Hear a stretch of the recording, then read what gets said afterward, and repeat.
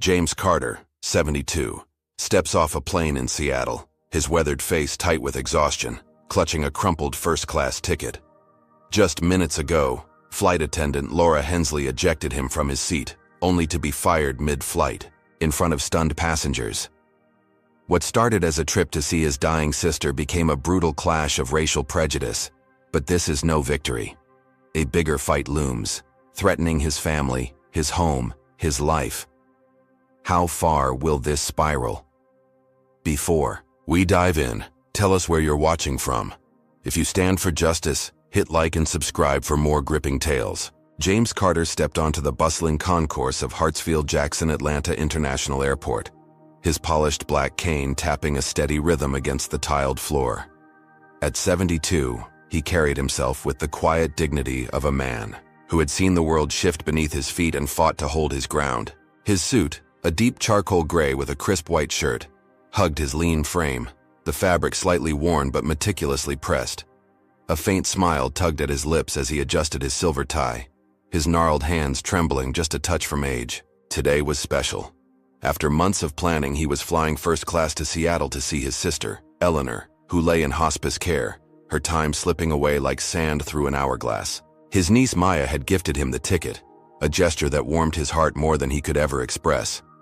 He'd spent his life as a civil rights lawyer, battling injustice in courtrooms across the South, and now, in retirement, this trip felt like a rare moment of peace.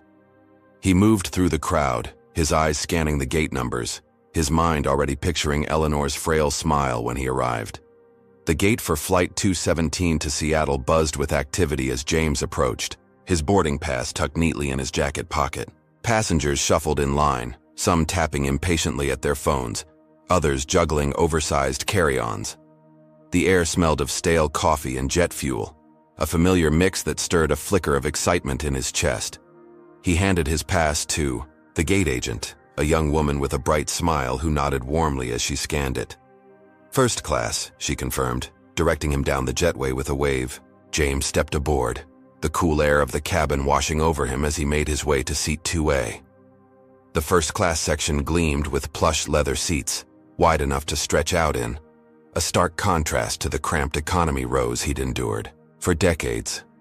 He eased himself down, wincing slightly as his knees protested, then set his cane against the armrest.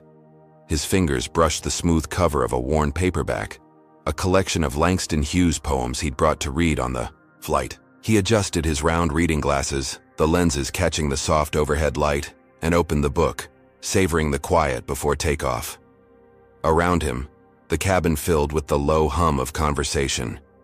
A businessman in a pinstripe suit barked into his phone about a merger. A woman in a silk scarf sipped champagne, her laughter sharp and fleeting.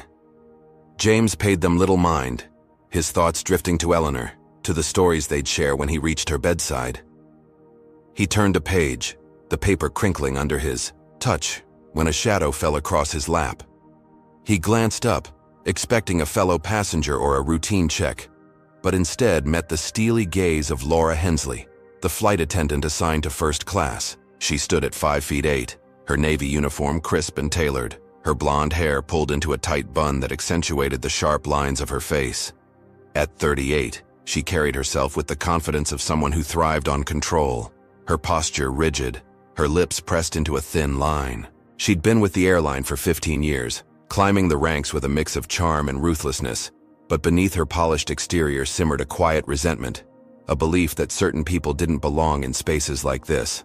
Laura's eyes flicked over James, taking in his suit, his cane, the way his dark skin contrasted with the pale leather seat.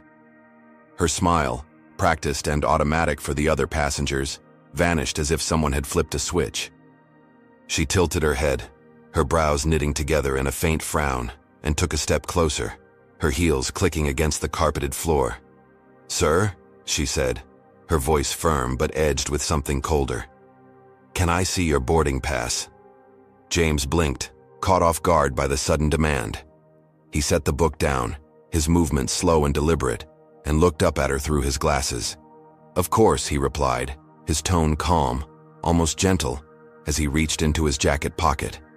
His fingers found the folded paper, and he pulled it out, smoothing it flat before handing it over with a slight nod. He expected her to glance at it and move on, maybe offer a curt apology for the interruption.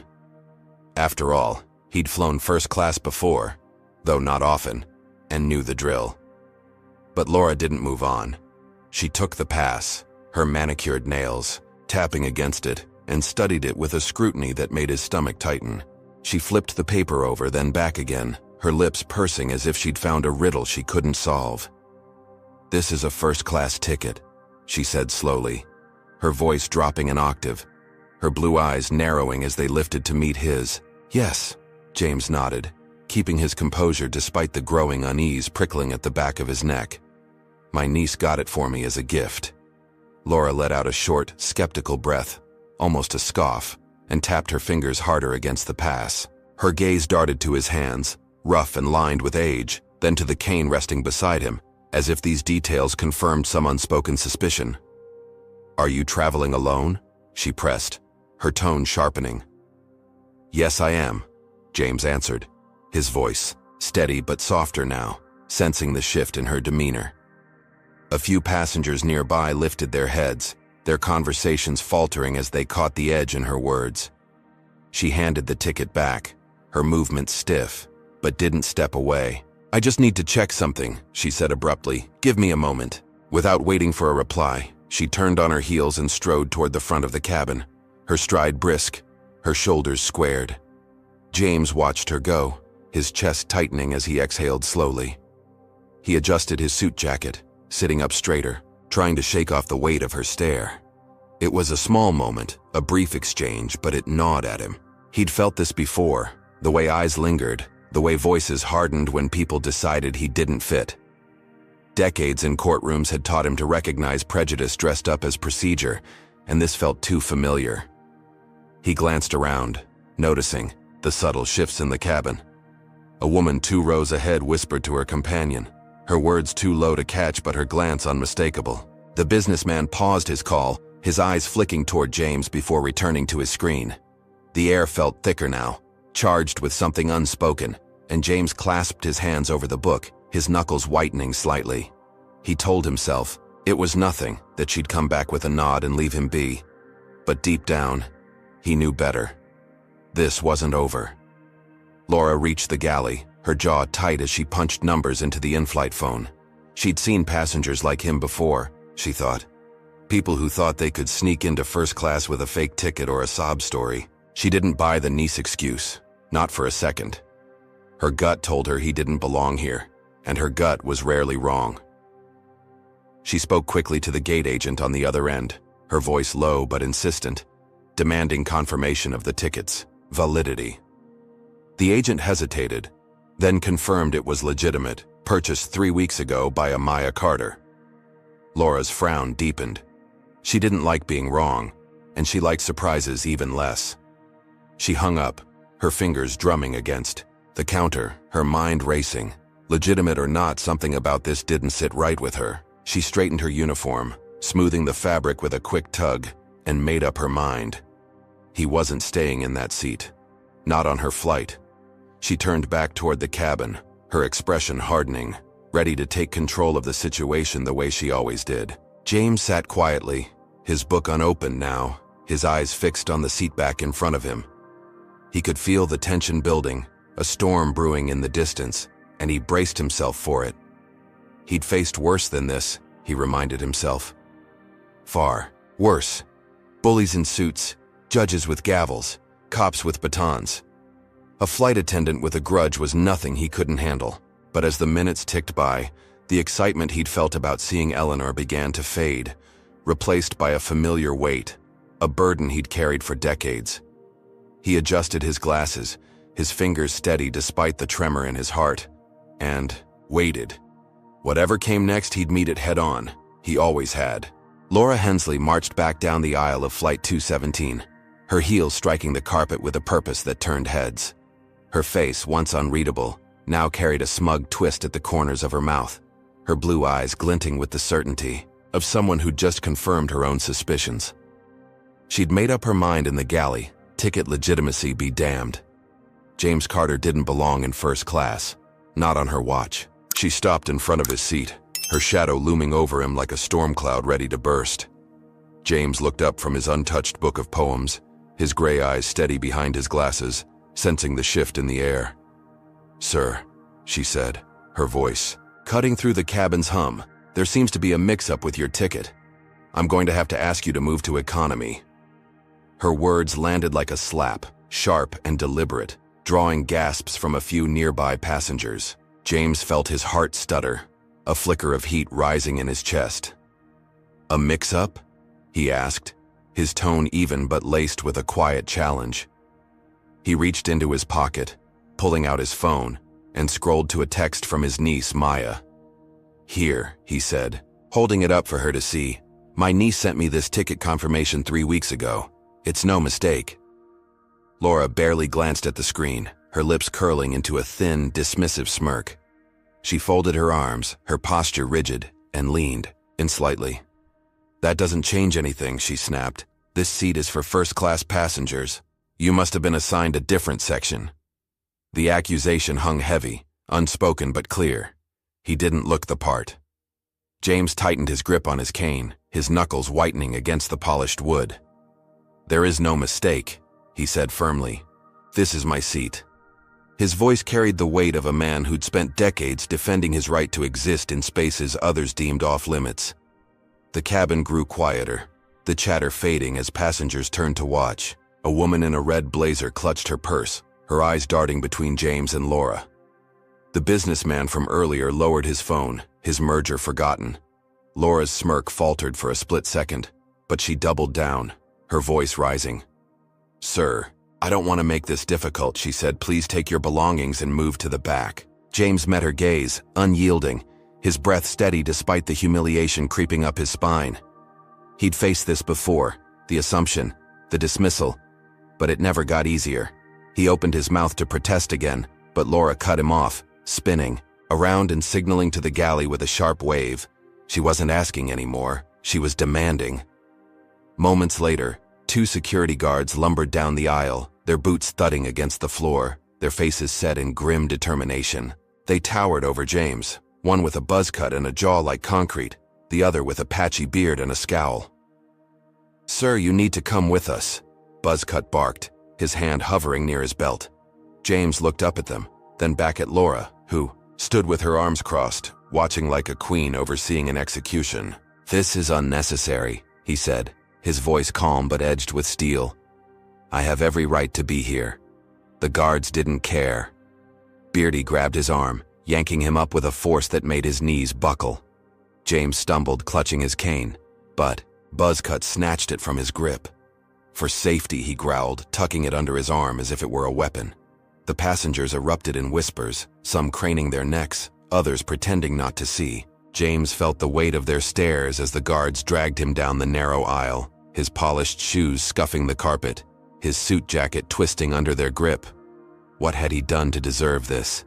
Could a ticket, a gift from his niece, really unravel into this kind of nightmare?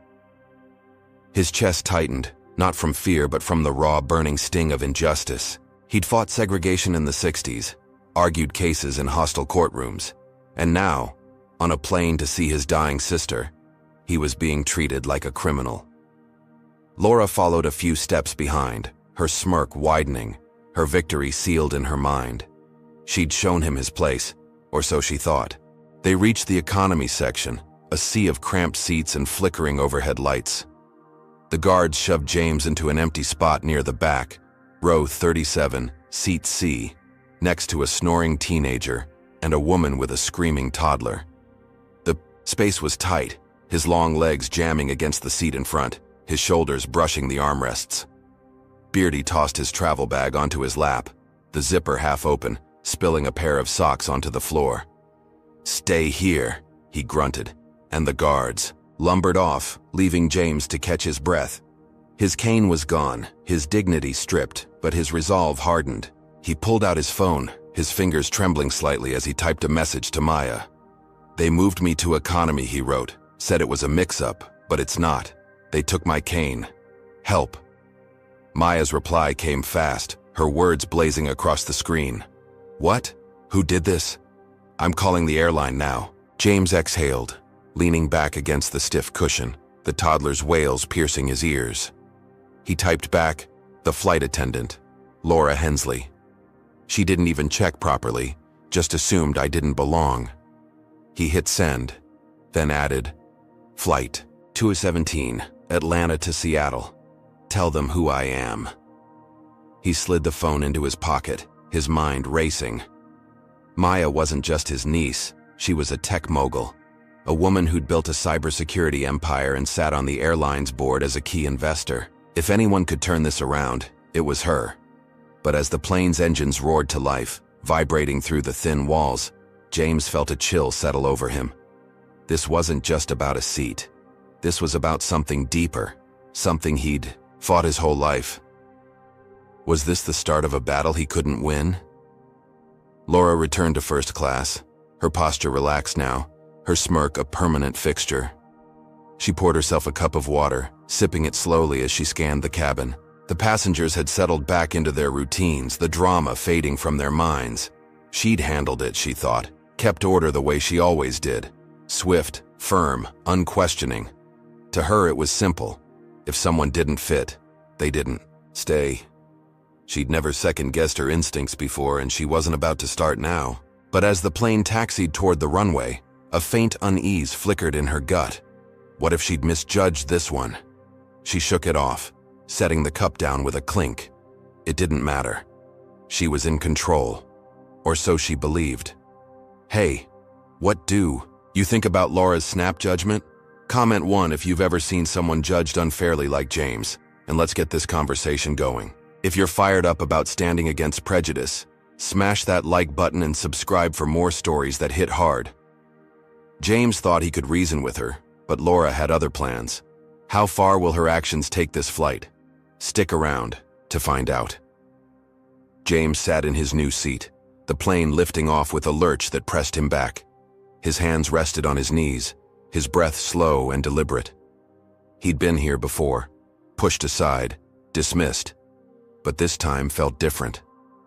Why? Did it sting so much more now? Maybe because he'd let himself hope for a quiet trip, a moment of peace after a lifetime of struggle. He glanced out the window, the Atlanta skyline shrinking below, and made a silent vow. He wouldn't let this stand. But what would Laura do next? And what chaos awaited when Maya got involved? Tell me, how do you think this elderly man will fight back against a system stacked against him? The plane sliced through the sky, 5 minutes past takeoff. The Atlanta skyline a distant blur beneath the clouds. James Carter sat wedged in his economy seat, row 37, the toddler beside him kicking the tray table with relentless energy. His legs ached, cramped against the unforgiving metal frame, his hands resting empty without his cane. The hum of the engines buzzed in his ears, but his mind churned louder, replaying Laura Hensley's smug face, the guard's rough hands, the passengers' averted eyes. He'd sent his plea to Maya, his niece, and now he waited, his breath steady, but his pulse quickening. He'd learned long ago to trust her fire, her ability to move mountains when the world turned against him. But as the minutes ticked by, doubt gnawed at him. Could she really fix this from thousands of miles away? Up front, Laura stood in the first-class galley, wiping her hands on a napkin, her posture loose with the satisfaction of a job well done. She'd moved James, restored order, and now she poured a fresh cup of water, the plastic rim cool against her lips. The cabin had settled, the whispers fading into the usual drone of small talk and rustling newspapers. She glanced at her reflection, in the galley's steel counter, her blonde bun still tight, her uniform pristine. Control was hers again, the way it should be. She took a slow sip, savoring the quiet victory, oblivious to the storm brewing just beyond her reach. The intercom crackled suddenly, slicing through the cabin's calm like a knife. "Miss Hensley, report to the cockpit immediately," came the voice deep and clipped. Unmistakably Captain Daniels. Laura froze, the cup pausing halfway to her mouth, her brows knitting together. A summons like this wasn't routine, not 5 minutes into a flight. She set the cup down, her fingers brushing the counter, and smoothed her skirt with a quick tug. The passengers barely noticed, too absorbed in their own worlds, but a prickle of unease crawled up her spine. What could the captain want now?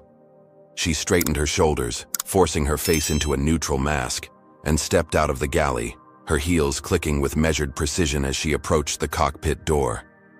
Inside, Captain Daniels sat rigid in his seat, his broad frame dwarfing the controls, his salt and pepper hair catching the dim light. At 56, he'd flown for decades, his sharp brown eyes missing nothing. Beside him, the co-pilot, a wiry man with a nervous tic, fiddled with a clipboard, avoiding Laura's gaze as she entered. She tapped the doorframe lightly, stepping in with a practiced smile. "Captain, you needed me?" she asked, her voice steady but tinged with curiosity. Daniels turned, his face a slab of stone, his eyes locking onto hers with an intensity that made her stomach twist. He didn't return her smile. "Sit down," he said, his tone flat, and gestured to a jump seat against the wall. Laura hesitated, then obeyed, her knees brushing the edge as she perched awkwardly, her hands folding in her lap. Before she could speak, the in-flight phone buzzed, its shrill tone cutting through the cockpit's silence. Daniels pressed a button, his movements deliberate, and a voice spilled out, crisp and commanding.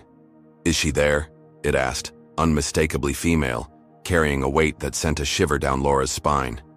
"Yes, she's here," Daniels replied, his voice low, his gaze never leaving Laura. The woman on the line didn't waste time. "This is Maya Carter, Flight Operations Board member and corporate investor.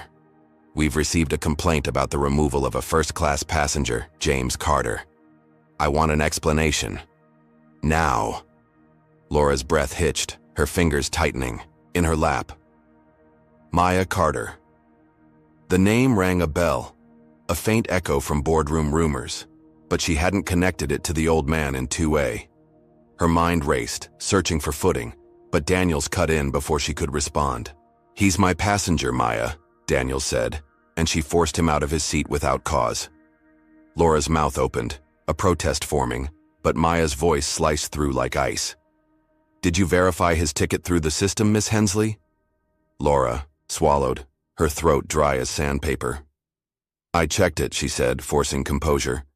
"I believed there was a seating error. A lie, half true at best. She hadn't bothered with the system, just her gut."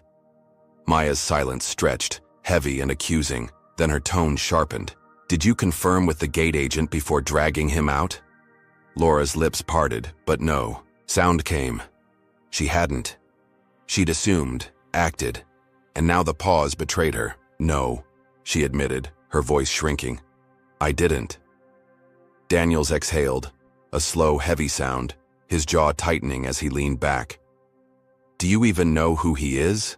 Maya asked, her words a blade twisting deeper. Laura's face flushed, uncertainty flickering in her eyes. "No," she said quietly, her hands clenching tighter. Daniels turned fully now, his expression grim. "His name's James Carter," he said, "a retired civil rights lawyer, a VIP with this airline for 20 years. His niece, you, Maya, keeps us flying with her investments." Laura's stomach plummeted, the air thinning around her. She'd humiliated a man with more sway than she'd ever dreamed, and now it was crashing down. Maya's voice returned, cold and final. "You didn't just move a passenger, Miss Hensley. You shamed a legend on my dime." Laura's lips trembled, but no excuse came. Daniels leaned forward, his voice steady. "Corporate's orders are clear. You're to apologize, escort him back to first class in front of everyone, then you're done." The word hit her like a punch. "Done?" She blinked, her mind scrambling. "Fired?" Daniels nodded, his eyes hard. "Right now, mid-flight. Go fix it." Laura stood, her legs unsteady, her uniform suddenly suffocating. She stepped out, the cockpit door clicking shut behind her, and faced the cabin. The passengers blurred into a sea of faces, oblivious to the axe that had just fallen. She took a shaky breath, her heart pounding against her ribs, and started down the aisle, each step heavier than the last. Economy loomed ahead, row 37, where James sat, his head resting against the window, his eyes closed as if willing the world away. She stopped beside him, her voice cracking as she spoke. "Sir," she said, quieter than she'd ever been, "there's been a misunderstanding." James opened his eyes, turning slowly to face her, his gaze piercing through her faltering bravado. She cleared her throat, her hands twisting together. "I'd like to escort you back to your original seat in first class," she said, her words stumbling out, forced and brittle.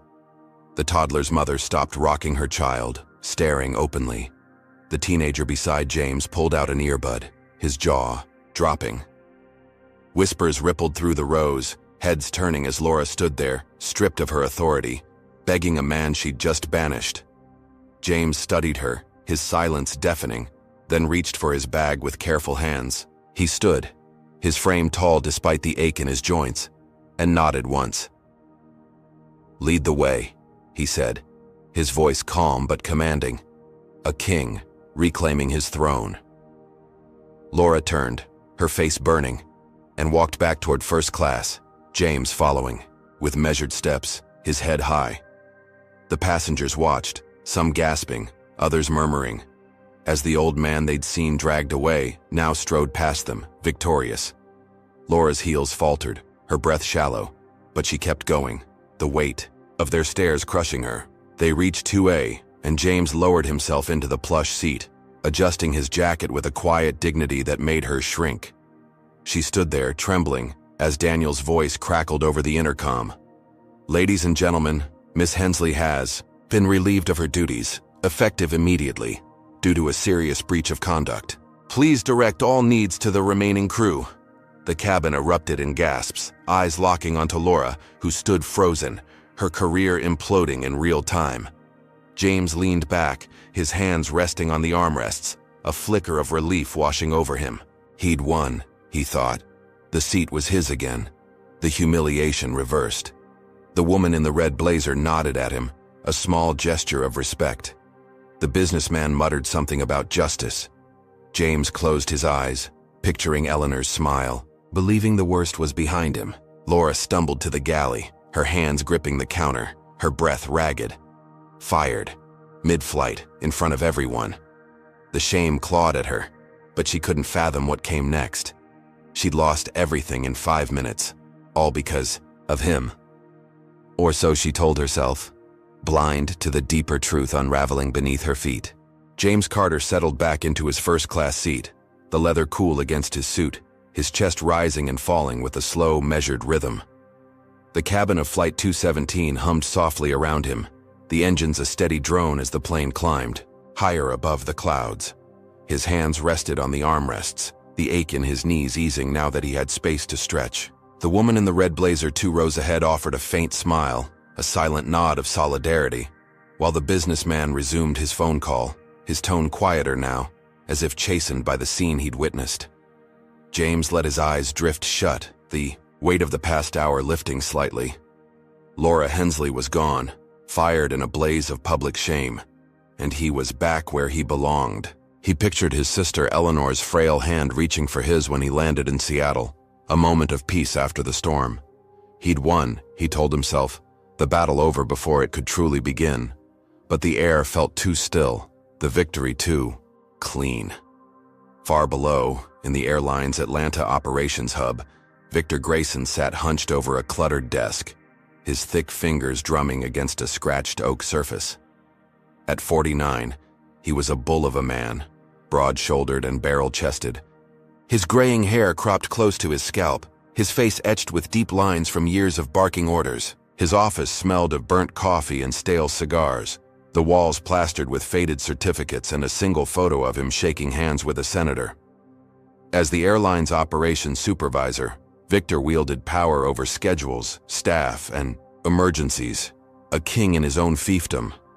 He'd mentored Laura Hensley for years, molding her sharp edges into a mirror of his own ruthlessness, and now his radio crackled with the news of her firing. Fired, mid-flight, over some old black guy, in first class. His jaw clenched, his dark eyes narrowing to slits as he listened to the captain's clipped report. James Carter, the name came through, a VIP, a troublemaker who'd cost Laura her job. Victor slammed the radio down, the plastic rattling against the desk, his breath heaving through his nose. He didn't care about James's title, his history, or his niece's money. To Victor, this was personal. Laura was his protege, his pride, and this Carter guy had humiliated her. Humiliated him, by extension. He'd dealt with passengers like this before, people who thought they could waltz into spaces they didn't earn, people he'd put back in their place with a flick of his wrist. His lips curled into a snarl, his mind racing with the old venom he'd carried since his days growing up in a small Georgia town, where he'd learned early that some folks didn't belong. James might have won this round, but Victor wasn't done, not by a long shot. He grabbed the phone, his thick fingers punching the numbers with force, and barked into the receiver. "Get me the cockpit of Flight 217, now." Up in the air, James opened his eyes as a flight attendant, a younger woman with curly brown hair and a nervous smile, approached. "Sir," she said softly, "can I get you anything? Water? A blanket?" Her kindness caught him off guard, a stark contrast to Laura's venom, and he nodded, his voice gentle. "Water would be fine, thank you." She scurried off, returning moments later, with a chilled bottle, her hands trembling slightly as she handed it over. James thanked her again, twisting the cap with a faint crack, and took a sip, the cold liquid soothing his dry throat.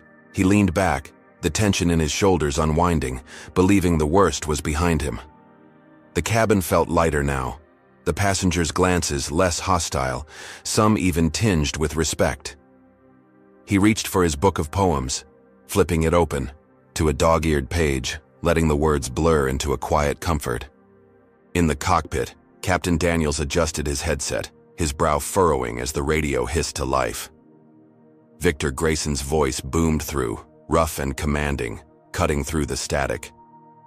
"Daniels, it's Grayson," he said. "We've got a situation. That passenger you just reinstated, James Carter, he's a security threat."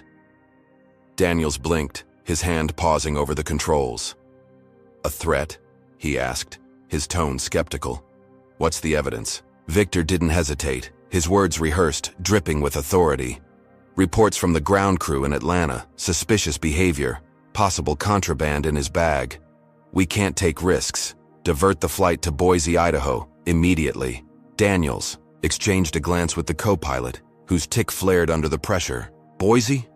That's 1,000 miles off course," Daniels said. "We're barely out of Georgia." Victor's voice hardened, a growl in his throat. "Do it, Captain, or I'll have your wings clipped too. Corporate's already on edge after Laura." "Don't test me." Daniels grit his teeth, his fingers tightening around the yoke. He didn't trust Victor. Never had. The man was a bully with a title. But the chain of command left little room for debate. He sighed, flipping switches with a practiced hand, and keyed the intercom. "Ladies and gentlemen," he announced, his voice steady but strained due to an unexpected situation, "we're diverting to Boise, Idaho. Please remain seated and calm. We apologize for the inconvenience." The cabin erupted in groans, passengers shifting in confusion, but James felt a chill snake down his spine. "Boise? Why Boise?" He set the water bottle down, his hand trembling slightly, the unease from earlier creeping back. Something was wrong. Terribly wrong. The plane banked left, the horizon tilting outside the window, and minutes stretched into an eternity as the aircraft descended toward Boise. Laura, still in the galley, her face pale and her hands gripping the counter, overheard the announcement through the wall. A faint smirk flickered across her lips, a spark of hope igniting in her chest. Maybe Victor had her back after all. She stayed silent, her mind spinning, knowing better than to show her cards yet. The plane touched down with a jolt, tires screeching, against the tarmac, and the cabin lights flickered as it rolled to a stop. James peered out the window, his heart sinking as he saw flashing red and blue lights converging on the aircraft. Police cars, 3 of them flanked by armed officers in tactical vests, their faces grim under the Idaho sun. The jetway extended with a groan, and the cabin door swung open, letting in a gust of dry, warm air. Heavy boots pounded up the steps, and 4 officers stormed aboard, their voices booming through the plane. "James Carter," they shouted. "Stand up, hands where we can see them." James froze, his breath catching as passengers gasped, some ducking behind their seats, others staring wide-eyed. He raised his hand slowly, his voice calm despite the panic clawing at his gut. "I'm James Carter," he said. "What's this about?" The lead officer, a stocky man with a shaved head and a scar across his cheek, stepped forward, his pistol drawn but low. "You're under arrest," he barked. "Suspicion of terrorism. Step into the aisle. Now." James stood, his legs shaky without his cane, his suit wrinkled from the cramped economy seat. The officers grabbed his arms, their grips iron tight, and yanked him forward, his feet stumbling as they pulled him toward the exit. Passengers whispered furiously, some filming with shaky phones, others clutching their armrests in shock. Terrorism? The word echoed in James's mind, absurd and surreal, a nightmare he couldn't wake from. He glanced back, catching Laura's eye as she peeked from the galley, her smirk now a full grin, fleeting but unmistakable. The officers dragged him down the jetway, the metal walls closing in, his bag slung over one of their shoulders. He'd thought he'd won, thought the seat was the end of it, but this was something else, something monstrous. Victor leaned back in his chair in Atlanta, a satisfied grunt escaping his throat as he hung up the phone. He'd planted the seed, twisted the truth just enough to make it stick. James Carter wouldn't just lose his seat this time, he'd lose everything. Victor cracked his knuckles, the sound sharp in the empty office, and lit a fresh cigar, the smoke curling around his head like a crown. He'd show this old man what happened when you crossed him. The game was far from over, and Victor was just getting started. James Carter stumbled out of the jetway into the blinding Boise sun, the Idaho tarmac shimmering with heat as the police officer's grips tightened around his arms. His suit jacket hung crooked, one sleeve torn from the rough handling, his legs wobbling without his cane to steady him. The lead officer, Scarface, shoved him toward a waiting squad car, its lights flashing red and blue like a predator's eyes. Passengers from Flight 217 peered through the plane's windows, some filming, others gaping, as the words "terrorism suspect" buzzed through the crowd. James's chest heaved, his breath shallow, his mind reeling. Terrorism? Him? A 72-year-old, man with a book of poems and a ticket to see his dying sister? The absurdity clawed at him, but the cold steel of handcuffs snapping around his wrists made it real. He glanced back, catching Laura Hensley's silhouette in the galley window, her grin a fleeting slash of triumph before she ducked out of sight. The officers yanked open the squad car's door, Scarface barking orders as they searched James's travel bag. Beardy, the second cop, pulled out a small metal tin, popping it open with a smirk. "Look at this," he said, holding up a handful of wires and a tiny battery. "Suspicious items, huh?" James's stomach dropped, his voice rising despite the ache in his throat. "That's not mine," he said. "I've never seen that before." Scarface snorted, tossing the tin into an evidence bag. "Sure, old man," he muttered. "We'll let the feds sort it out." James's eyes widened, his hands trembling in the cuffs. "Planted." The word screamed in his head. But who? Laura? Someone higher? He'd barely processed the thought when they shoved him into the car, the door slamming shut with a hollow thud, trapping him in a cage of vinyl and stale air. The drive to the Boise precinct was a blur, the city's flat streets whipping past as James sat in silence, his knees jammed against the partition. The cuffs bit into his skin, his arthritis flaring. With every jolt, but he kept his face still, his lawyer's instincts kicking in. He needed to stay calm, figure out who was behind this, how deep it went. The car lurched to a stop outside a squat gray building, its windows dark and uninviting. Scarface hauled him out, dragging him through a side door into a frigid interrogation room. The walls were bare concrete, the air thick with the smell of sweat and mildew. A single metal chair bolted to the floor. They uncuffed him just long enough to shove him down, then snapped the restraints to a ring on the table, leaving his arms stretched taut. "Where's my cane?" James asked, his voice steady but hoarse. "I need it to stand." Beardy laughed, a sharp, barking sound. "Not a chance," he said. "Might use it to attack us." They left, the door clanging shut, plunging him into silence. Hours crawled by, the cold seeping into James's bones, his medication for his heart condition still in his confiscated bag. He shifted in the chair, wincing as pain shot through his hips, his mind racing to piece it together. Victor Grayson's Name flickered in his thoughts. A shadow from Laura's firing, a man with enough pull to twist the airline into knots. Back on the plane, Laura leaned against the galley counter, her pulse steadying as she typed a quick text to Victor. "Thanks for the save," she wrote. "Knew you'd handle it." His reply buzzed back fast. "Don't thank me yet," he said. "This is just the start." She smirked, tucking the phone away, her firing a distant sting now. Victor had her back, and James Carter was about to learn what happened when you crossed them. In Atlanta, Victor paced his office, the cigar smoke curling around him like a fog. He'd called in a favor with a Boise contact, a crooked ground crew chief who'd planted the wires in James's bag before takeoff, a perfect setup. He grinned, dialing a local news outlet, his voice smooth as he leaked the story. "Got a scoop for you," he said. "Terrorism suspect nabbed mid-flight, James Carter, some radical with a history." The reporter ate it up, and within an hour, headlines blazed across screens. "Civil rights lawyer turned terrorist, man detained after flight diversion." Victor watched the chaos unfold online, his chest swelling with pride. This wasn't just revenge for Laura, it was a lesson, a reminder of who held the real power. James sat in the interrogation room, his head pounding, when Scarface returned, a tablet in hand. "Your bag's full of bomb parts," he said, sliding the device across the table, showing grainy photos of the tin. "Care to explain?" James leaned forward, his eyes narrowing at the images. "That was planted," he said. "I'm a retired lawyer, not a terrorist. I demand my phone call." Scarface smirked, leaning in close, his breath sour with coffee. "You don't get demands," he said. "You're a threat." He left again, and James slumped back, his heart racing, the lack of meds making his chest tight.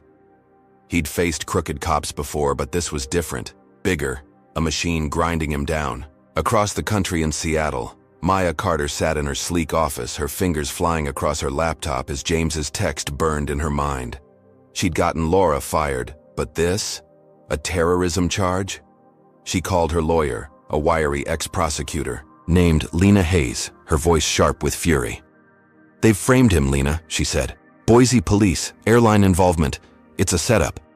Lena's response was calm, calculated. "I'm on it," she said. "I'll be there in 6 hours. Get me everything you've got." Maya hung up, her jaw tight, and pulled up the airline's internal logs, her tech skills slicing through firewalls. She found Victor's name, his calls to the cockpit, his ground crew orders, and sent it all to Lena, her blood boiling. James wasn't just a passenger. He was her uncle, her hero, and she'd burn the world down to save him. The news hit social media like wildfire, hashtags trending as clips of James's arrest looped endlessly. "Terrorist or targeted?" one post asked, racking up thousands of shares. James's face, calm but weary, flashed across screens, his civil rights legacy clashing with Victor's lies. In the precinct, Scarface returned, slamming a file on the table. "You're famous now," he said, grinning. "Too bad it's for all the wrong reasons." James met his gaze, his voice low but firm. "You've got nothing real," he said. "This won't hold." Scarface shrugged, leaving him alone again, the clock ticking past midnight. 12 hours since he'd boarded that plane. "Hey, can you believe they'd frame an innocent man like this?" Comment 1 if you think James deserves justice, not jail, and let's shine a light on this mess. If you're raging at how fast lies can spread, hit that like button and subscribe for more real stories that pull no punches. Victor's playing dirty, but Maya's not backing down. Will she get him out before it's too late? James sat in the dark, his wrists raw, his body screaming for relief. But his spirit held firm. He'd survived worse, he told himself. Lynch, mobs in Alabama, false charges in Mississippi, a lifetime of battles. But as the cold tightened its grip, a question gnawed at him. How much deeper could this go? Victor had turned a seat dispute into a national scandal. But what came next? Could Maya's power outmatch a man who'd rewrite reality itself? Tell me, what do you think happens when a mastermind like Victor doubles down on revenge? James Carter sat slumped in the Boise precinct's interrogation room, the cold metal chair digging into his back, His wrists chafed raw from the handcuffs. 12 hours had passed since his arrest, the clock on the wall ticking past 2 in the morning, its hands mocking his exhaustion. His suit was a wrinkled mess. His knees throbbed without his cane, and his chest tightened from the lack of heart medication still locked away in his confiscated bag. The fluorescent light buzzed overhead, casting harsh shadows across his face, but his gray eyes remained sharp, glinting with the resilience of a man who'd faced down worse odds. He'd survived the night, endured Scarface's taunts and the planted evidence, clinging to the hope that Maya, his fierce niece, was fighting for him somewhere beyond these walls. The door creaked open, and he straightened, expecting another round of jeers, but instead, a new figure stepped inside. Lena Hayes was a force compacted into a wiry frame, her short black hair streaked with silver, her brown eyes cutting through the room like a blade. At 48, she'd spent 2 decades as a prosecutor before flipping sides to defend the wrongly accused, her reputation built on dismantling crooked cases. She carried a leather briefcase, her navy blazer crisp despite the red-eye flight from Seattle, and her presence shifted the air. "Mr. Carter," she said, her voice low and steady. "I'm Lena Hayes, your lawyer. Maya sent me." James exhaled, a flicker of relief softening his features. "Thank God," he murmured, his hands trembling slightly as he clasped them on the table. Lena set her briefcase down, popping it open with a snap, and pulled out a tablet. "We've got work to do," she said. "I've seen the evidence, and it's a sham." She slid the tablet toward him, the screen glowing with photos of the metal tin and wires from his bag. "This," she said, tapping the image, "was planted by the airline's ground crew in Atlanta. I've got Maya's data, logs showing Victor Grayson's, orders to tamper with your luggage before takeoff." James's jaw tightened, his suspicions confirmed. "Victor," he said. "The supervisor?" Lena nodded, her lips pressing into a thin line. "He's the puppet master," she said, "pulling strings to frame you as a terrorist." But he slipped up. "The crew chief's sloppy, left fingerprints on the tin that don't match yours. I've already filed a motion with the Boise DA to dismiss this nonsense." James leaned back, his breath steadying. "How soon?" he asked. Lena glanced at her watch. "Give me an hour," she said. "I'm meeting the prosecutor now." She left, the door clanging shut, and James sat alone again, the silence less oppressive now. Lena's confidence fueled him, a lifeline in the dark. He pictured Maya hunched over her laptop, her tech empire bending the world to save him, and a faint smile tugged at his lips. 12 hours of hell, but he wasn't broken yet. In Atlanta, Victor Grayson paced his office, the cigar stub smoldering in an ashtray, his phone buzzing with updates. The Boise arrest had gone viral, the media eating up his radical lawyer narrative. But a new thread online caught his eye. A leak about planted evidence. His fist slammed the desk, the wood groaning under the blow. "Maya?" he snarled. "She's digging too deep." He grabbed his phone, dialing a contact in Seattle, a corrupt cop named Reed he'd known since their academy days. "Get ready," he growled. "Carter might slip this, but he's not safe yet." Back in Boise, Lena stormed into the prosecutor's office, a cramped room smelling of stale donuts and burnt coffee. The DA, a balding man with tired eyes, flinched as she slapped her evidence on his desk, a stack of printouts and a USB drive. "Fingerprints don't match," she said, her voice a whip, "and airline logs prove tampering. You've got no case, just a racist frame-up. Drop it, or I'll bury you in court." The DA skimmed the files, his face paling as he saw Victor's name tied to the orders. He rubbed his temples, muttering about jurisdiction, but Lena leaned in, her stare unrelenting. 12 hours illegal detention, she said. "I'll sue this precinct into the ground." He sighed, signing the release papers with a shaky hand. "Fine," he said. "He's out." Lena smirked, grabbing the documents, and marched back to the precinct.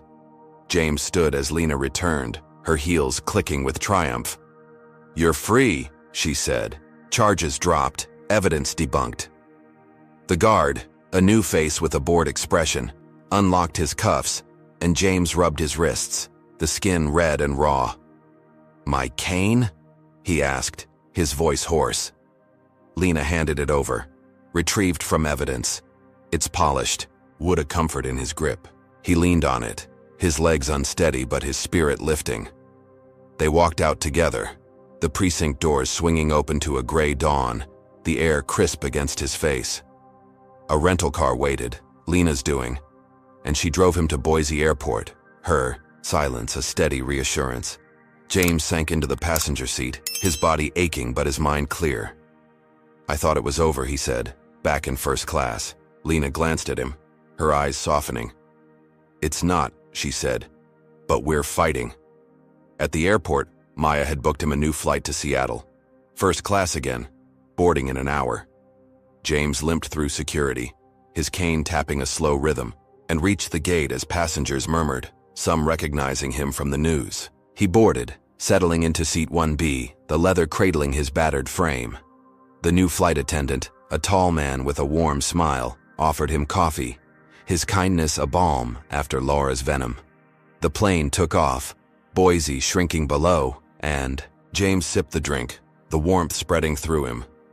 Passengers cheered softly as he settled in, a woman whispering, "You deserve this, sir." Social media buzzed with his release, posts hailing him as a victim of racism, hashtags like "Justice for James" trending high. He closed his eyes, believing the nightmare had ended. The fight won.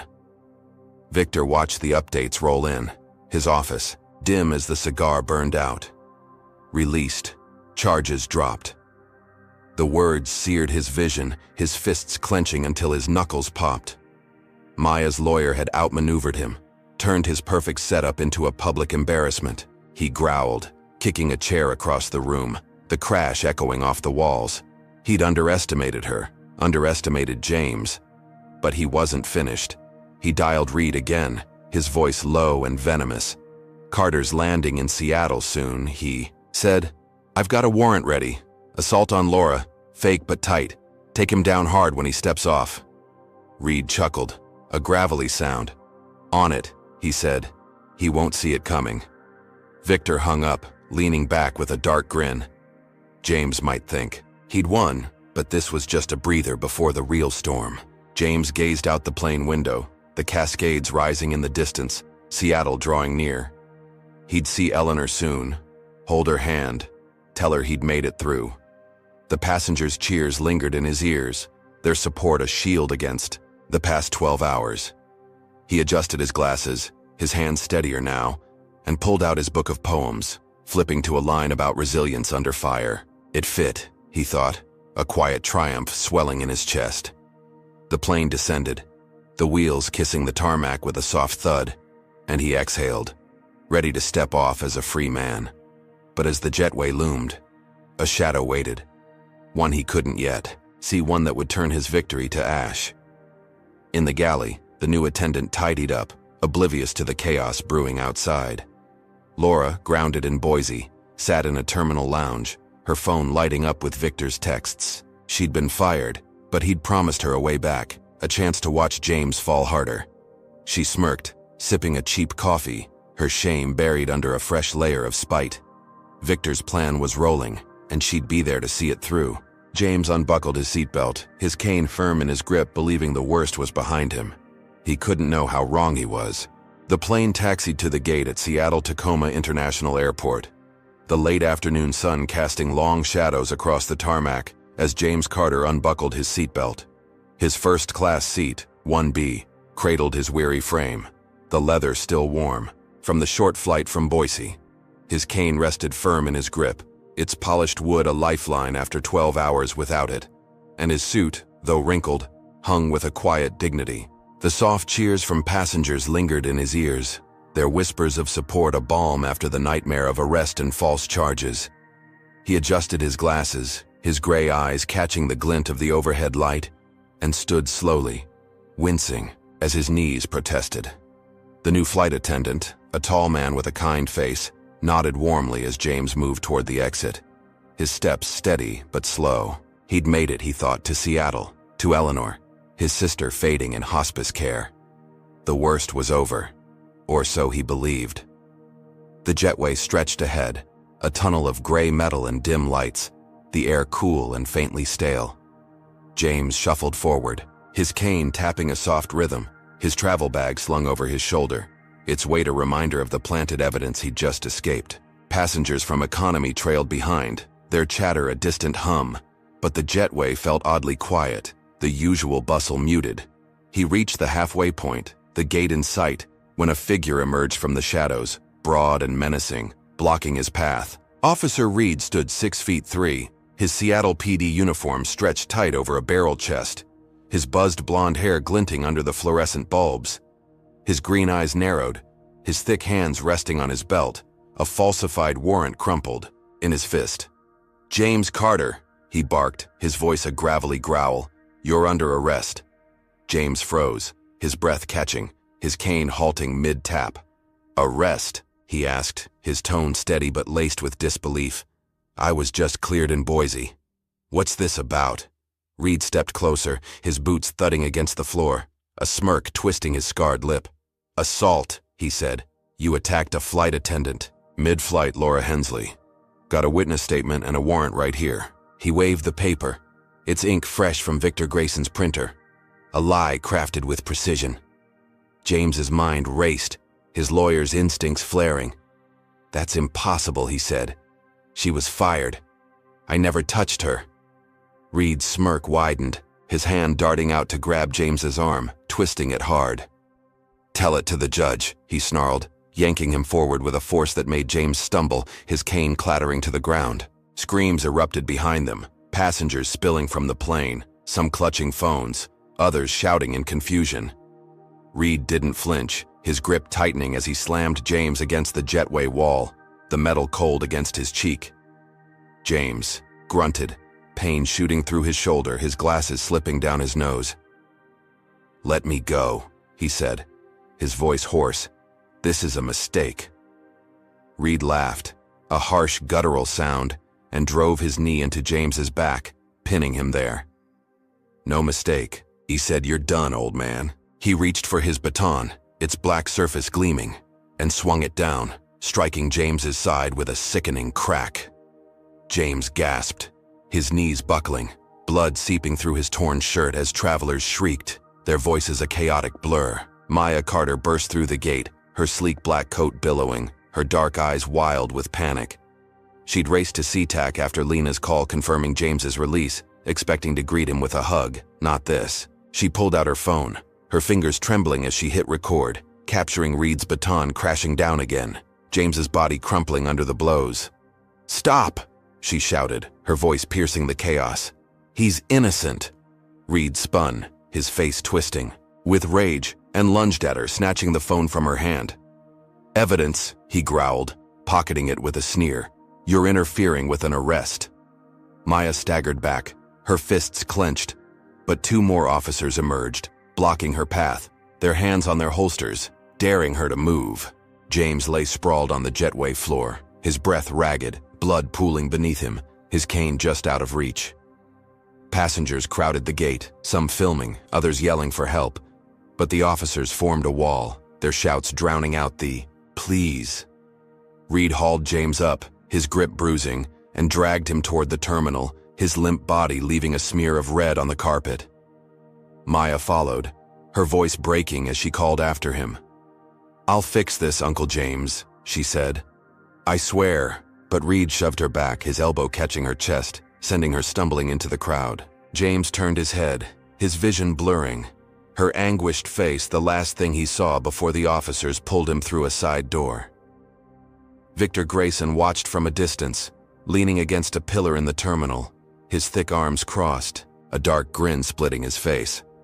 He'd landed in Seattle an hour earlier, a private flight to oversee his next move, and now he savored the chaos unfolding. Reed had executed the plan flawlessly, the fake warrant a masterpiece of corruption, Laura's statement typed up in Boise and faxed over with Victor's signature. He'd turned James's release into a trap, a brutal lesson in who held the real power. His phone buzzed, a text from Laura flashing across the screen. "He's down," she wrote. "Good work." Victor chuckled, pocketing the device, his eyes glinting with malice. This wasn't over, not until James was broken beyond repair. The squad car roared out of SeaTac. James slumped in the back, his side throbbing, His glasses cracked against his face. Reed drove, his knuckles white on the wheel, humming a tuneless song, as if this were just another day. James pressed his hand to his ribs, feeling the wet warmth of blood, his breath shallow but his mind sharp. Victor, he thought. This was Victor. Reed's attack too precise, too timed. He'd faced beatings before, fists and batons in back alleys during the civil rights marches, but this was surgical, a strike meant to bury him. His sister Eleanor flashed in his mind, her hospice bed waiting, her time slipping away, and a pang of despair cut deeper than the pain in his body. Would he ever reach her now? Maya raced to her car in the parking lot, her breath hitching as she dialed Lena Hayes, her voice trembling with fury. "They beat him, Lena," she said. "Some cop named Reed, fake assault charge, took my phone with the video." Lena's reply crackled through, calm but urgent. "I'm on my way," she said. "Get to the precinct. I'll pull every string I've got." Maya slammed the car into gear, tires squealing as she peeled out, her heart pounding.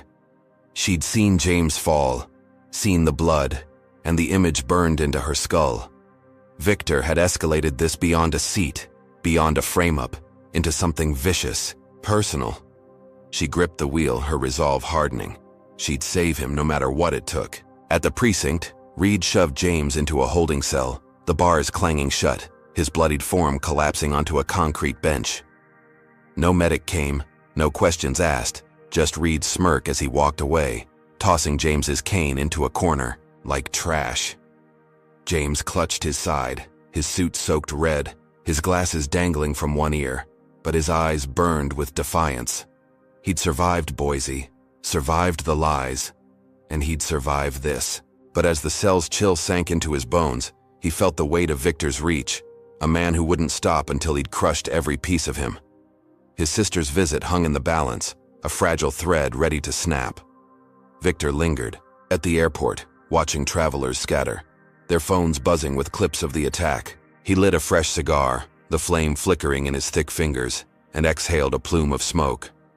James thought he'd won in Boise, thought Maya's money could shield him, but Victor thrived in the shadows, where warrants bent and fists flew. He'd turned a simple flight into a war, and he'd fight it to the end. James's blood on the jetway was just the beginning, a taste of the hell still to come. James Carter slumped on the concrete bench of the Seattle precinct's holding cell, his blood-soaked suit clinging to his battered frame, his cracked glasses dangling from one ear. Pain radiated from his ribs where Officer Reed's baton had struck, each breath a shallow rasp, his cane lying useless in the corner where it had been tossed. The cell's steel bars loomed cold and unyielding, the air thick with the stench of bleach and despair, but his gray eyes burned with a quiet, fire unbroken despite the beating. Hours had passed since the jetway ambush, the clock on the wall ticking toward midnight, and no medic had come, no questions asked, just the echo of Reed's smirk as he'd locked him in. James pressed a trembling hand to his side, feeling the sticky warmth of blood, his mind racing. Victor Grayson, he knew, was behind this, a shadow pulling strings, turning a flight into a war. But how far could one man's reach extend? The cell block door clanged open, and Reed strode in, his boots thudding with purpose, a twisted grin splitting his scarred face. "Up, Carter," he barked, dragging James to his feet with a yank that made his knees buckle. James gritted his teeth, pain searing through him, but he straightened, leaning on the wall for support. "Where are we going?" he asked, his voice hoarse but steady. Reed didn't answer, just shoved him forward, guiding him down a dim hallway to a lineup room, its walls scratched and gray, a one-way mirror gleaming under harsh lights. 5 other men shuffled in, all black, all older, their faces weary, plucked from cells to fill the charade. James stood third in line, his suit a stark contrast to their orange jumpsuits, his bloodied shirt a silent scream of injustice. Across town, Victor Grayson sat in a dimly lit airport lounge, a whiskey glass sweating in his hand, his thick frame slouched in a leather chair. He'd stayed in Seattle after the ambush, savoring the chaos, his phone buzzing with updates from Reed. Laura Hensley had landed hours ago, reinstated by Victor's pull with a crooked HR exec, her firing overturned with a forged appeal. She'd texted him from Boise, her words dripping with spite. "I'm back," she wrote, ready to bury him. Victor grinned, sipping the amber liquid, its burn fueling his malice. He'd rigged the lineup, coached Laura's lie, and called in a favor, with Judge Harlan Pierce, an old golf buddy with a taste for bribes and a disdain for troublemakers like James. The system was his weapon now, sharpened to cut deeper than any baton. In the precinct, Laura stepped into the observation room, her navy uniform crisp again, her blonde bun tight, her smirk a polished blade. She stood beside Reed, her arms crossed, watching as James took his place in the lineup. A detective, a wiry man with a clipboard, nodded at her. "That's him," she said, pointing at James without hesitation. "He threatened me mid-flight, said he'd make me pay for moving him." Her voice was steady, rehearsed, a lie so smooth it slid past the detective's tired scrutiny. James's fists clenched at his sides, his ears catching her words through the glass, outrage flaring in his chest. "That's a lie," he shouted. "I never spoke to her after she was fired." The detective scribbled a note, unfazed, and waved him silent, the cops nodding as if her word were gospel. Maya Carter paced outside the precinct, her black coat whipping. In the night wind, her phone pressed to her ear as Lena Hayes' voice crackled through. "They've got him in a lineup," Maya said, her tone sharp. "Reed beat him. Now this." Lena's reply was clipped, urgent. "I'm 10 minutes out," she said. "Get that video online. It's our only shot." Maya's phone, snatched by Reed, was gone. But a passenger's clip had surfaced, shaky footage of the jetway attack leaking onto social media. She'd forwarded it to her team, hackers and activists who'd pushed it viral. Millions of views lighting up screens with cries of, "Free James, Carter." Protests swelled outside the precinct, a crowd chanting his name, their signs glowing under streetlights. But Victor countered fast, leaking a doctored clip through a fake account, showing James lunging at Laura mid-flight, a seamless forgery that muddied the truth. Inside, the lineup ended, and Reed dragged James to a courtroom down the hall. A late-night arraignment rushed through Victor's strings. Judge Pierce sat high on the bench, his jowly face flushed from a dinner of steak and wine, his black robe wrinkled from haste. He peered down at James, his eyes cold, dismissing Lena's absence with a wave.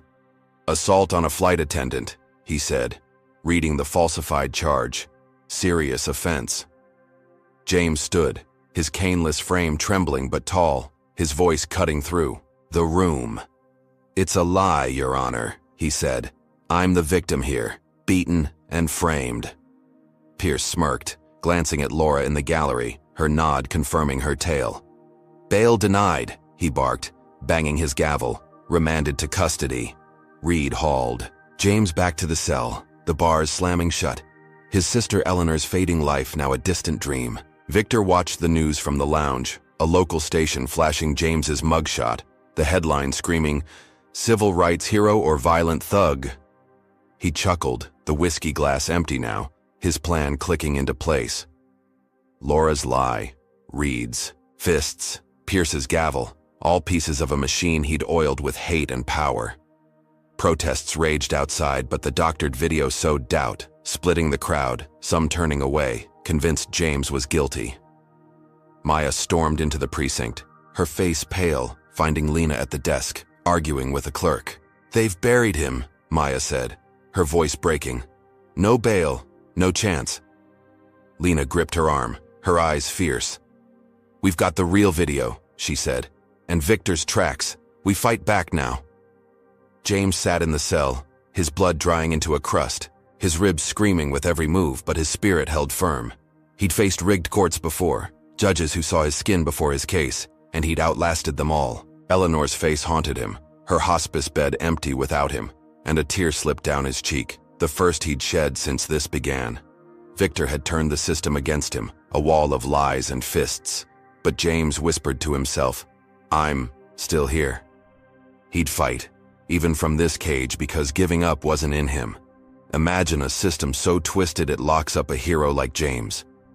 Comment 1 if you think justice is blind only when it wants to be, and let's unpack this outrage together. If you're sick of seeing power crush the innocent, smash that like button and subscribe for more stories that expose the truth. Victor's winning, but Maya's ready to strike. Can she break this wall of corruption? James leaned against the cell wall, his breath a faint wheeze, the cold steel pressing into his bruised back. He'd thought Boise was the end, thought freedom was his. But Victor's reach stretched further than he'd feared, a web of deceit tightening around him. How much more could he take? Maya's voice echoed in his mind, her promise to fix this. But as the night deepened, a question loomed, sharp and unyielding. What happens when a man with nothing left to lose fights a monster who won't stop? Tell me, how do you think this battered warrior will rise from these ashes? James Carter sat hunched in the Seattle precinct's holding cell, the concrete bench cold against his battered frame, his blood-crusted suit a testament to Reed's brutality. His cracked glasses rested crooked on his nose, his ribs aching with every shallow breath, his cane still tossed in the corner like a discarded relic. The cell's steel bars loomed, the air heavy with mildew, but his gray eyes glinted with defiance, a spark unbroken by the rigged lineup or Judge Pierce's gavel. Dawn crept through a high, grimy window, painting the walls in faint streaks of gold. 16 hours since the jetway ambush, and he clung to the thought of Maya, his niece, fighting for him beyond these walls.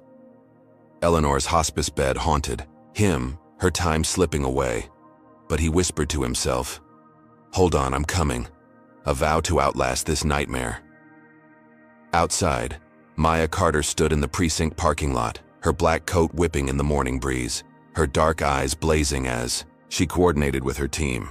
Her phone buzzed with updates from hackers and activists she'd rallied overnight, a network of tech wizards who'd cracked Victor Grayson's digital fortress. She'd spent hours in her car, laptop glowing, sifting through airline logs Maya had sent earlier, now joined by fresh leaks, Victor's racist emails to Reed, bribe records to Judge Pierce, audio of him ordering the ground crew to plant evidence in Boise. Her voice trembled with fury as she spoke to Lena Hayes, who'd arrived. At the precinct, her navy blazer rumpled, but her resolve sharp. "We've got him, Lena," Maya said. "Proof he's dirty from top to bottom."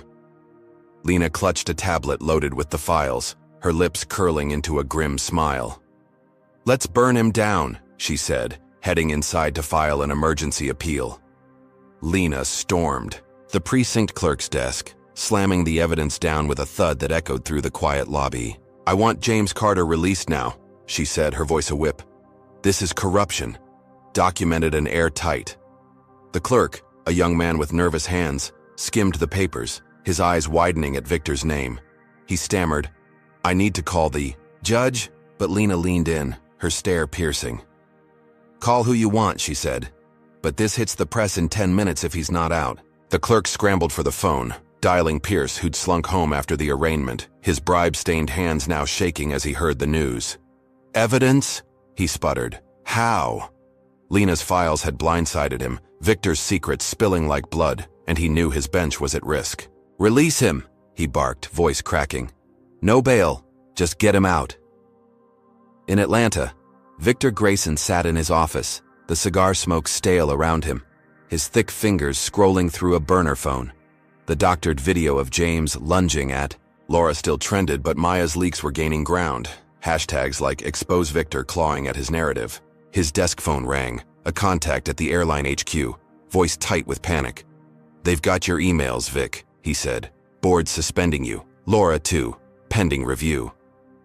Victor's fist smashed the desk, wood splintering, a roar escaping his throat. Suspended?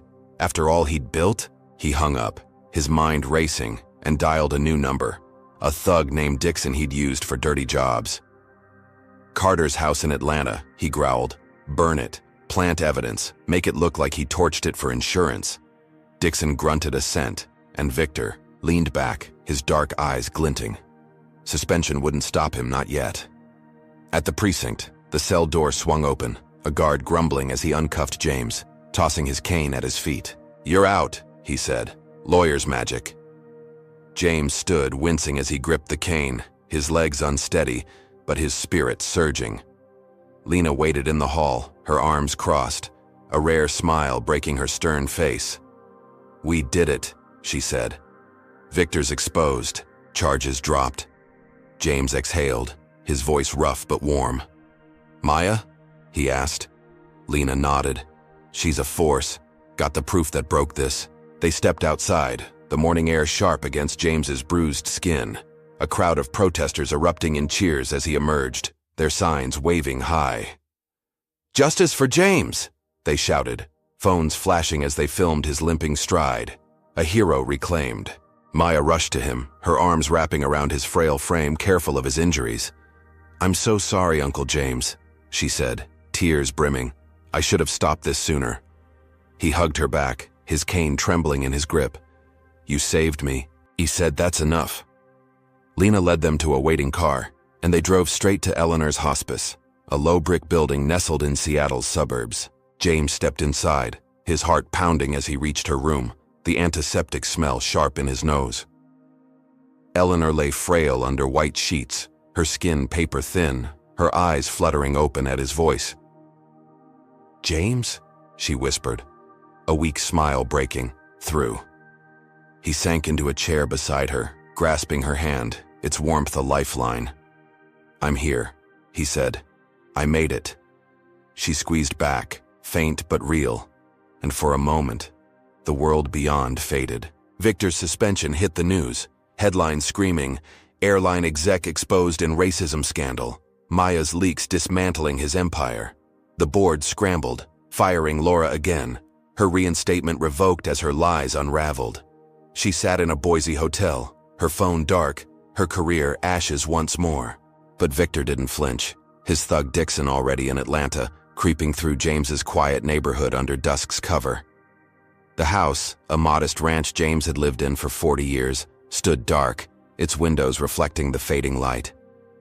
Dixon splashed gasoline across the porch, the stench rising as he struck a match, flames roaring to life, licking up the walls with a hungry crackle. He planted a forged insurance claim in the mailbox, a final twist of Victor's knife, then vanished into the night. James sat by Eleanor's bedside, her breathing steady for now, his own pain dulled by her presence. He told her stories of their childhood, her faint laugh a gift, believing he'd finally turned the tide. The crowd outside the precinct had hailed him, social media crowned him a survivor, and Victor's suspension felt like a lock snapping shut. He leaned back, his cane resting against the chair, his cracked glasses fogging with quiet tears. The fight had cost him, bruised his body, stolen his peace. But he'd won this round, he thought. The war over. Eleanor's hand tightened in his, a fragile anchor, and he smiled, ready to rest. In Atlanta, Victor watched a grainy video from Dixon, the flames consuming James's house, a glowing wound against the night sky.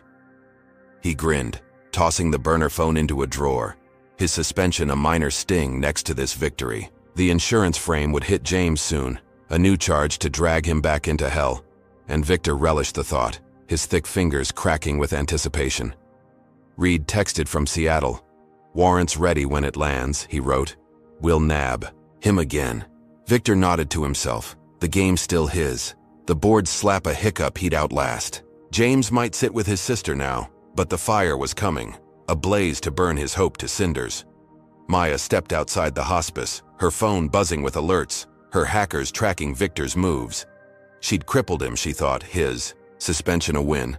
Laura's firing a bonus, but a nagging itch told her he wasn't done. She called Lena, her voice low. "We've got him on the ropes," she said, "but he's too quiet." Lena agreed, her tone grim.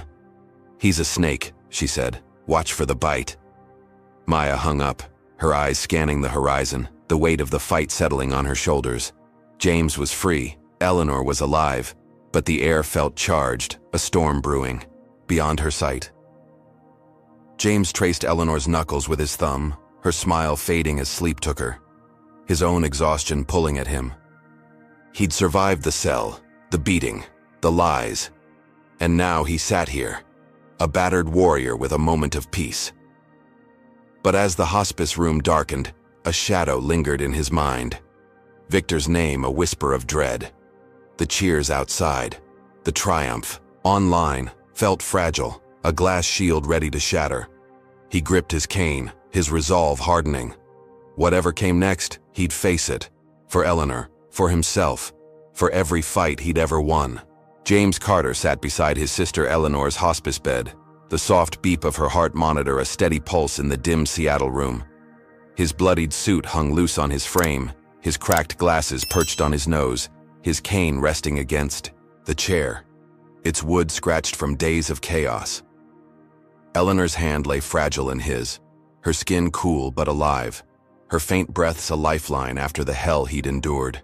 He'd been with her for hours, the morning sun climbing outside, filtering through blinds in golden slats across the floor. His ribs ached from Reed's baton, his wrists bore the marks of cuffs, but her weak smile dulled the pain. A quiet victory after Boise, the jetway, the cell. He leaned back, his gray eyes softening, believing the storm had passed.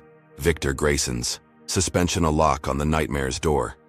He murmured stories of their youth, her occasional nod a treasure, unaware of the inferno tearing through his life 1,500 miles away. The plane back to Atlanta hummed at 30,000 feet, a red-eye flight Maya had booked to get him home after Eleanor stabilized. James sat in first class again, seat 3A, the leather cool against his battered body, a blanket draped over his lap by a gentle attendant. His cane rested beside him, his travel bag tucked under the seat, its contents sparse but precious, a photo of Eleanor slipped inside. Passengers slept around him, the cabin dark save for the glow of a few screens, the engines a low roar beneath the silence. He sipped water, the plastic cup trembling in his hand, his mind drifting to the crowd's cheers. Maya's embrace, the moment he'd thought he'd won. The flight felt like a bridge, a return to normalcy, his Atlanta home waiting with its familiar creaks and memories. But as the plane crossed the Rockies, a call crackled through the cockpit, shattering that illusion. In Atlanta, Dixon, Victor's thug, had struck at dusk, the flames he'd set now a roaring beast consuming James's ranch house. The modest home, 40 years of his life, collapsed under the fire's weight, its wooden walls blackening, windows shattering in bursts of glass. Neighbors gathered on the street, their faces lit by the blaze, shouting for help as sirens wailed. In the distance, Dixon had vanished, leaving a forged insurance claim in the mailbox, its edges curling from the heat. A lie claiming James had torched his own home for cash. Firefighters battled the inferno, hoses blasting water into the night, but the structure buckled, the roof caving in with a groan that echoed through the quiet suburb. By morning, it was ash, a smoldering ruin steaming under the Georgia sun, the claim fluttering free as a cop retrieved it, his eyes narrowing at the signature. The captain's voice broke through the plane's intercom, clipped and tense. "Ladies and gentlemen, we've received urgent news for a passenger, James Carter. Please remain calm." James stirred, his heart lurching as the attendant approached, her face pale. "Sir," she whispered, leaning close. "There's been a fire. Your house in Atlanta. It's gone." His breath stopped, the cup slipping from his hand, water splashing across his lap. "Gone?" he rasped. "How?" She shook her head, her voice trembling. "They didn't say, just that police need you on landing." James clutched his cane, his knuckles whitening, the word Victor searing his mind. This wasn't chance. Not after everything. A calculated strike to rip away his roots. Passengers murmured, their eyes darting to him, but he stared ahead, his chest tight, the fragile piece of Eleanor's bedside incinerated. Victor Grayson sat in a seedy Atlanta motel, his suspension forcing him underground, a burner phone glowing in his thick hand. Dixon's video of the fire played on loop, the flames a dance of triumph, his dark grin widening with each crash of timber. The airline board had cut him loose, Laura's second firing a footnote. But this was power, a blow James couldn't dodge. He'd watched the news twist, the insurance claim leaking fast, headlines now screaming, civil rights icon burns. Own home? He chuckled, sipping cheap bourbon from a plastic cup, his empire cracked but his will intact. Reed waited in Seattle, warrant primed, ready to snag James the moment he landed, the arson frame a perfect trap. Victor tossed the phone, aside, his eyes glinting. Suspension be damned, he'd finish this. The plane touched down at Hartsfield-Jackson, the wheels jolting against the tarmac, jarring James from his stupor. He stood, his cane trembling, and shuffled to the exit, the attendant's pitying glance burning into him. The jetway loomed, A repeat of Seattle's nightmare, and as he stepped into the terminal, cops swarmed, their boots pounding, voices sharp. "James Carter," one shouted. "You're under arrest, insurance fraud and arson." His stomach dropped, his voice rising. "That's my home," he said.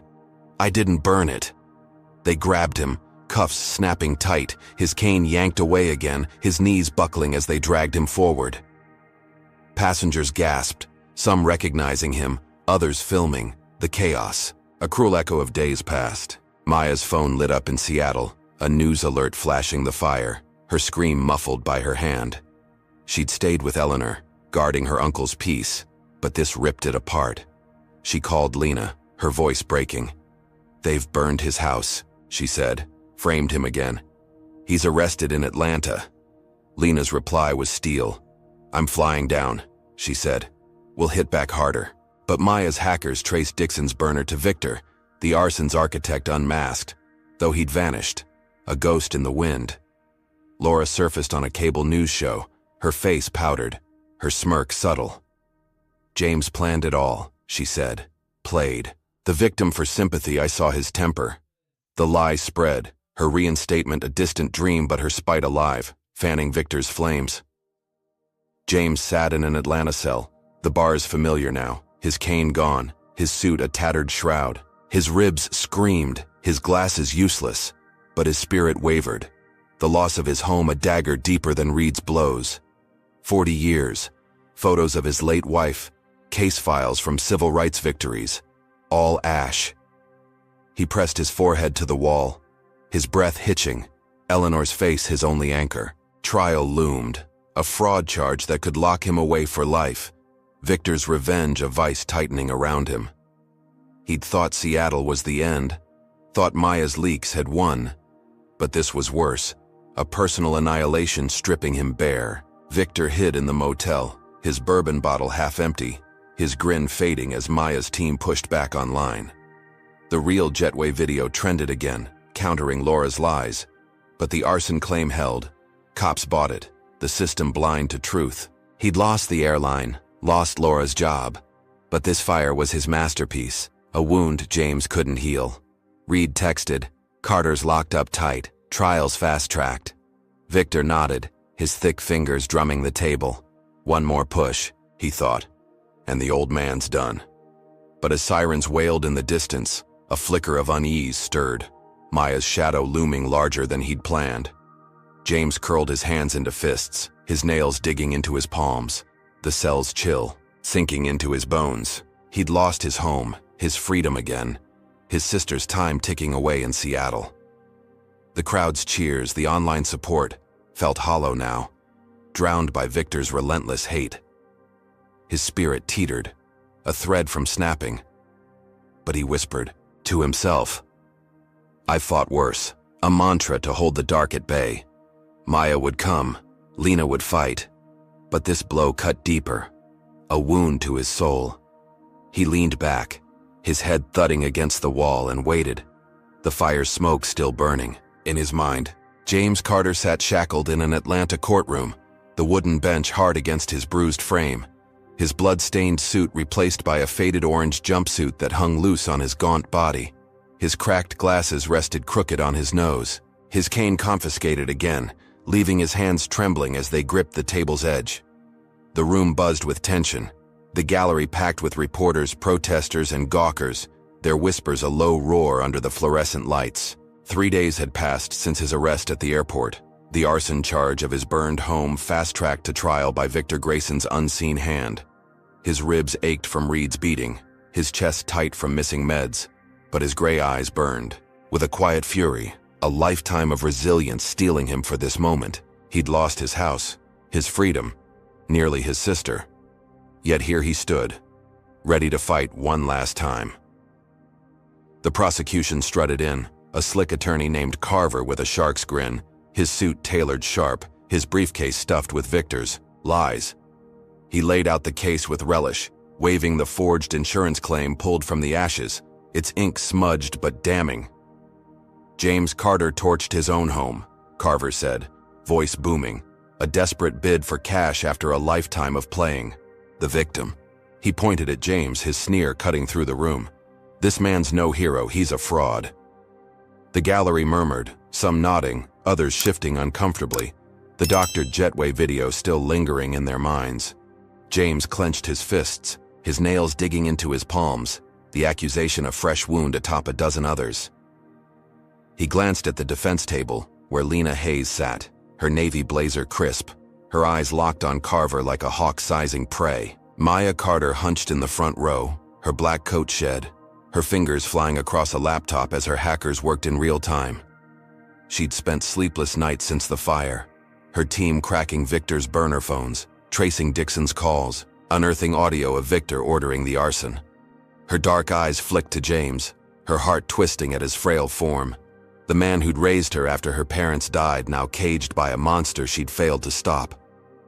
Lena rose, her voice steady, as she addressed the judge, a stern woman named Torres with silver hair and a no-nonsense stare. "Your Honor," she said, "we've got evidence this charge is a fabrication, a conspiracy led by Victor Grayson." Carver scoffed, but Torres raised a hand, her gaze narrowing. "Show me," she said. "I'll hear it." The courtroom screen flickered to life, Maya's hackers crashing the system with a live stream, their faces masked but their work precise. Audio blared, Victor's gravelly voice unmistakable. "Burn Carter's house. Plant the claim. Make it stick." Gasps rippled through the gallery, reporters scribbling furiously, the truth slicing through Carver's narrative like a blade. Lena piled on, presenting phone logs, bank transfers to Dixon, emails tying Victor to Reed and Judge Pierce. "This is a vendetta," she said, pointing at James, a man targeted for his race, his courage, his refusal to bow. James sat taller, his chest swelling despite the pain, her words a lifeline pulling him from despair. Carver scrambled, his polish cracking, stammering about chain of custody, but the audio's clarity drowned him out. Torres leaned forward, her eyes flicking to James, then to the gallery, where Laura Hensley sat, her face pale, her smirk gone.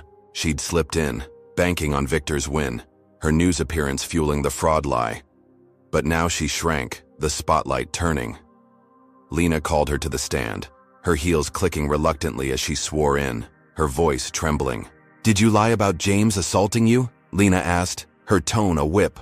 Laura faltered. I was pressured," she muttered. "Victor told me to." The gallery erupted, Torres banging her gavel, silence settling as Laura's confession hung heavy, her reinstatement a mirage shattered by truth. James took the stand next, his shackles clinking as he limped forward, his voice low but resonant, filling the room with decades of weight. "I've fought injustice my whole life," he said. "Segregation, false arrests, beatings in alleys. And now, this. A man burning my home, framing me because I dared sit in first class." His eyes swept the jury, 12 faces riveted, some tearing up, others nodding. "I lost 40 years of memories," he said. "My wife's photos, my cases, but I won't lose my name." He spoke of Eleanor, her hospice bed, the flight meant to reach, her, his words a quiet thunder shaking the room. The jury sat still, the gallery hushed, his strength a beacon piercing Victor's lies. Torres called a recess, her face unreadable as she vanished to chambers, the courtroom buzzing as James returned to his seat, Lena's hand on his shoulder. Maya leaned over, whispering, "You were incredible, Uncle James. We've got him." He nodded, his breath ragged, hope flickering after days of ash. But across town, Victor hid in his motel, the live stream blaring from a cracked TV, his thick hands smashing the bourbon bottle against the wall, glass shattering like his plan. He roared, pacing the stained carpet, his empire dust, Laura's betrayal a sting he hadn't seen coming. He grabbed his burner, texting Reed, "Get out, it's over." But Reed didn't reply, already gone, leaving Victor alone.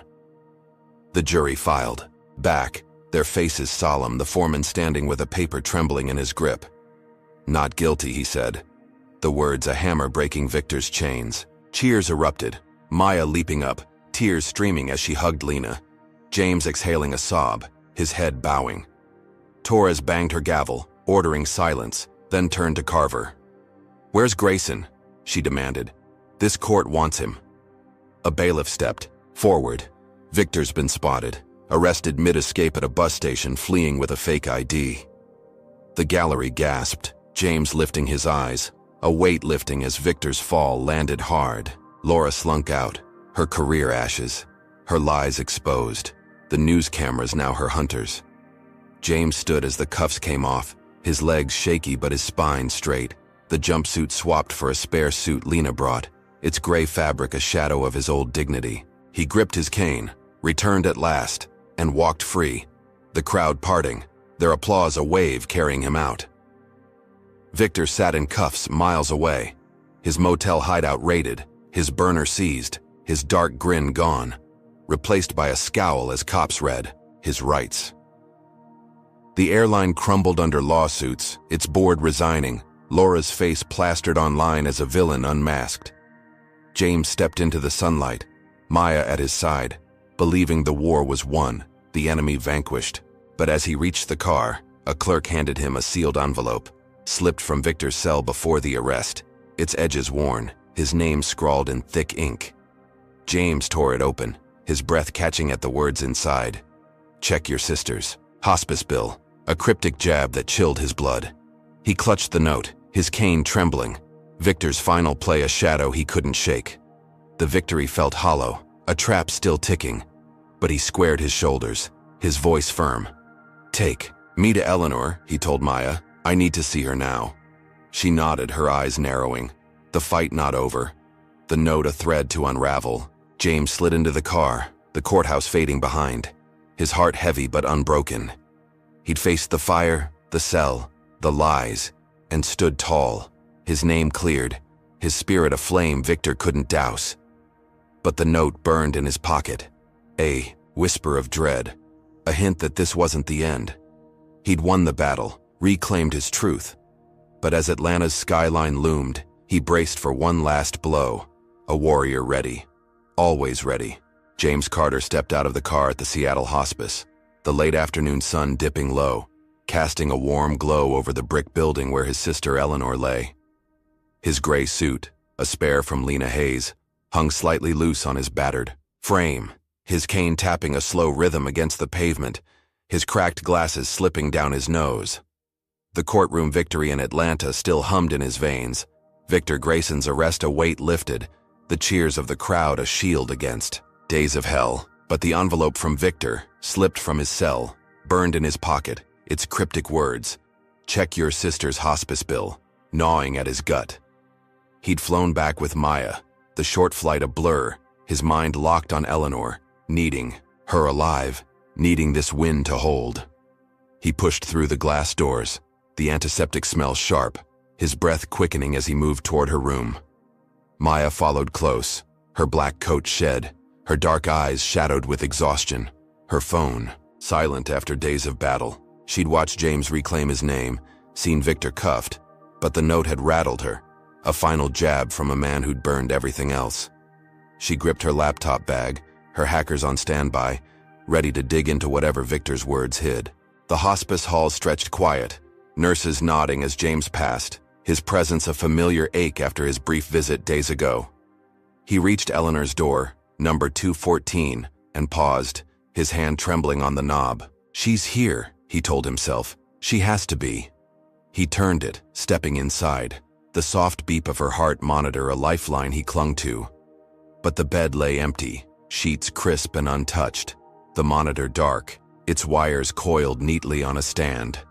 James froze, his cane slipping slightly, his voice a rasp. Where is she? A nurse, a young woman with tired eyes, stepped in behind him, her clipboard clutched tight. Mr. Carter, she said, her tone soft but heavy. Eleanor passed this morning, during your trial. We tried to reach you, but... She trailed off, her gaze dropping. James's knees buckled, Maya catching his arm, her breath hitching as he sank into a chair, the cane clattering to the floor. Passed? He whispered. How? The nurse hesitated, flipping her clipboard. Natural causes, she said. Heart failure. It was quick. James shook his head, his chest caving, tears blurring his cracked lenses. No, he said. Not now. Not after everything. Maya knelt beside him, her hand on his. but her eyes flicked to the envelope, suspicion flaring. Victor, she thought. This isn't coincidence. James pulled the note from his pocket, his fingers shaking as he handed it to Maya. Check your sister's hospice bill, he read aloud, his voice breaking. What did he mean? Maya tore it open again, her mind racing, and grabbed her laptop, plugging into the hospice's network with a cable from her bag. Her hackers had taught her tricks, back doors, into systems, and she sliced through their records, pulling up Eleanor's file. Payments, meds, vitals. She scanned it all, her breath catching as she hit a line buried deep. Extra morphine doses, she said. Unauthorized, 3 times the norm, starting 2 days ago. James lifted his head, his eyes narrowing. Morphine? He asked. She didn't need that. Her heart was weak, not her pain. Maya dug further, her fingers flying, unearthing a staff log. Order came from a burner number, she said, traced to Atlanta, Victor's motel. The truth crashed over them, a wave of ice and fire. Victor had bribed a hospice worker, a desperate orderly with debts, to overdose Eleanor, hastening her death. Under the guise of natural failure, his final undetectable revenge. James's hands curled into fists, his nails cutting into his palms, a sob tearing from his throat. He killed her, he said. That bastard killed my sister. Maya's face hardened, her voice steel. He wanted you to lose everything, she said. The house, your freedom, now her. James stood, his cane forgotten, his battered body trembling with rage. He'd beaten the trial, reclaimed his name, but this was a wound deeper than fire or cuffs, a loss he couldn't fight in court. Maya called Lena, her voice low and urgent. Victor murdered Eleanor, she said. Morphine overdose, covered as natural, we've got proof. Lena's reply crackled through, grim but resolute. I'm notifying Seattle PD, she said. This is homicide. He's not slipping this. Maya hung up, her hackers pushing the hospice logs online, the burners linked to Victor trending within minutes. Victor kills, a hashtag igniting fury. The airline collapsed under the weight, lawsuits piling from passengers, staff, James's case the spark that torched it all. Laura Hensley's hotel room in Boise swarmed with reporters, her face viral again, her lies a footnote to Victor's evil, her life imploding as she fled, unrecognizable under a hood. James stumbled to the hospice window, staring at the fading sun, Eleanor's absence of void swallowing him. He'd survived Boise, Reed's fists, the fire, the trial, but this victory was ash. Her death a price he hadn't seen coming. Maya stood beside him, her hand on his shoulder, her silence a shared grief. We'll get him, she said. He's in custody. This ends him. James nodded, his voice a whisper. It's not enough, he said. She's gone. But as the sun dipped, his resolve shifted, a new fire kindling. He'd lost her, lost his home, but he could still fight, could still speak. He turned to Maya, his eyes clear despite the tears. Get me a platform, he said. I need to tell the world. Hours later, James stood outside the hospice, a makeshift podium before a swelling crowd, cameras flashing, phones live streaming his words. His gray suit hung loose, his cane steady in his grip, his voice raw but powerful, cutting through the dusk. I'm James Carter, he said, 72, a lawyer who fought for rights, a man who sat in first class and paid with everything. He spoke of the flight, Laura's prejudice, Victor's vendetta, the fire, the frame-ups, and now Eleanor's murder. His words a blade carving truth into the air. They beat me, burned my home, killed my sister, he said, because I wouldn't bow, because my skin made me a target. The crowd roared, fists raised, tears streaming, his pain a mirror to theirs. He held up the hospice log, Maya's printout trembling, in his hand. This is systemic, he said. Not one man, but a world that lets him thrive, that turns seats into wars, homes into ash, lives into pawns. I've lost all I had, but I'm still here, and I'll fight this till my last breath. His voice broke, but he stood tall, a battered warrior, his speech viral before he finished. Millions watching, sharing, raging. Victor sat in an Atlanta cell, the live stream blaring from a guard's phone, his thick hands cuffed, his dark eyes wide as James's words buried him deeper than bars could. The note had been his checkmate, but James turned it into a rallying cry, a legacy Victor couldn't touch. Maya guided James back to the car, his steps slow, his body spent, but his spirit aflame unquenched.